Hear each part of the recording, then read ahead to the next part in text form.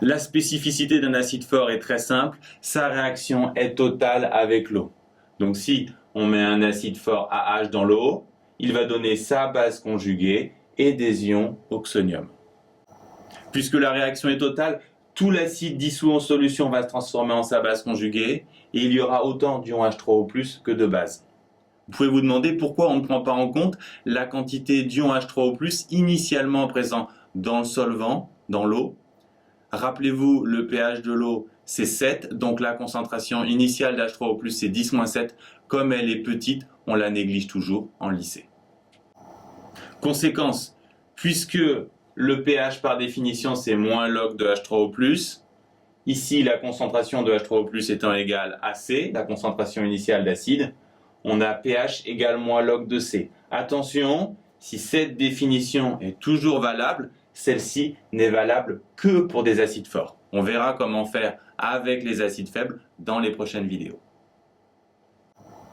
Pour les bases fortes, pas de surprise, leur réaction est totale avec l'eau. Donc si on introduit une base B dans l'eau, elle va lui piquer un H+, pour donner l'acide BH+, plus des ions hydroxyde. Là encore, la concentration initiale va se retrouver intégralement chez les produits.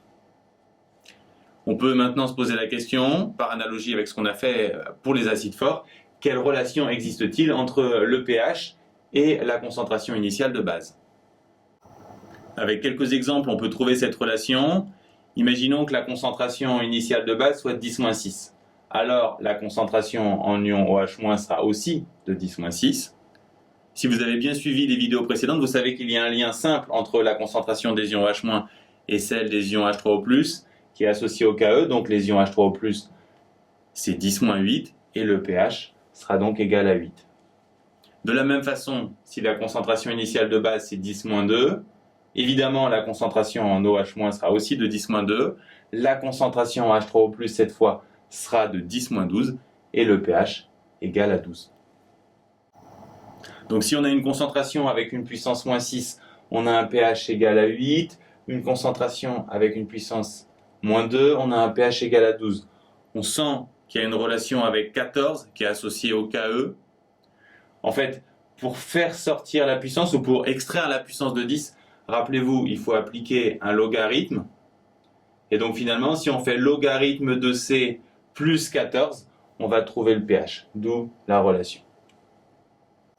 En devoir, on peut vous demander de démontrer cette relation. Pour ça, vous devez connaître la définition du pH, celle du Ke et sa valeur, 10-14, ainsi qu'une propriété du logarithme, la propriété sur les quotients.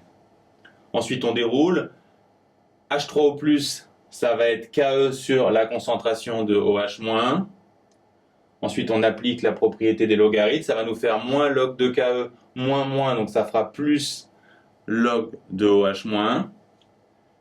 Le Ke, c'est 10-14, donc si on fait moins log de Ke, on va avoir 14. Et log de OH-, bien sûr, c'est log de C. D'où la relation cherchée. Cette relation, vous devez savoir donc la démontrer, mais vous devez aussi savoir qu'elle caractérise les bases fortes. Si une base vérifie cette relation, c'est qu'elle est forte, sinon c'est qu'elle est faible. Enfin, vous devez savoir que les réactions entre acides forts et bases fortes sont dangereuses car elles sont exothermiques, elles dégagent de la chaleur. En fait, plus les concentrations sont élevées, plus elles dégagent de la chaleur et elles sont parfois même explosives, comme la réaction entre la soude et l'acide chlorhydrique.